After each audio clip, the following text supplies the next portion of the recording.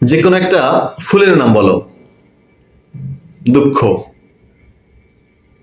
যে কোনো একটা নদীর নাম বলো। বেদনা। যে কোনো একটা গাছের নাম বলো। দীর্ঘশ্বাস। যে কোনো একটা নক্ষত্রের নাম বলো। অশ্রু। এইবার আমি তোমার ভবিষ্যৎ বলে দিতে পারি। বলো। খুব সুখী হবে জীবনে। শ্বেত পাথরে পা, সোনার পালঙ্কে গা, এগোতে সাত মহল, পেছোতে সাত মহল।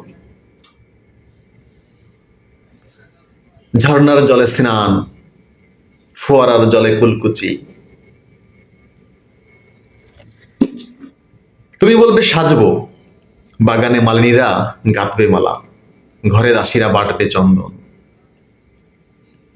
তুমি বলবে ঘুমাবো, অমনি গাছে গাছে পাখো আজ তানপুরা, অমনি জ্যোৎস্নার ভিতরে 1,00,000 নর্তকী। সুখের নাগরদোলায় এইভাবে অনেক দিন। তারপর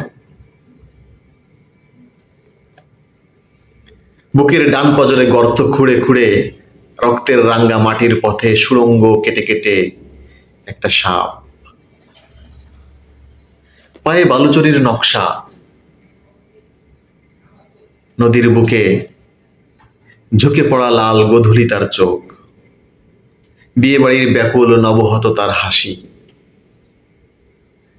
দাঁত মুক্তোর দানার মতো বিষ, পাকে পাকে জড়িয়ে ধরবে তোমাকে, যেন বটের শিকড় মাটিকে ভেদ করে যার আলিঙ্গন।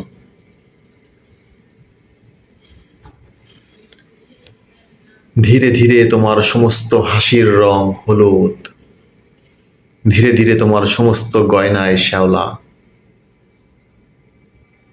ধীরে ধীরে তোমার মখমল বিছানা ফোঁটা ফোঁটা বৃষ্টিতে, ফোঁটা ফোঁটা বৃষ্টিতে সাদা। সেই সাপটা বুঝি তুমি? না, তবে স্মৃতি। বাসর ঘরে ঢোকার সময় যাকে ফেলে এসেছিলে পোড়া ধূপের পাশে। ধন্যবাদ।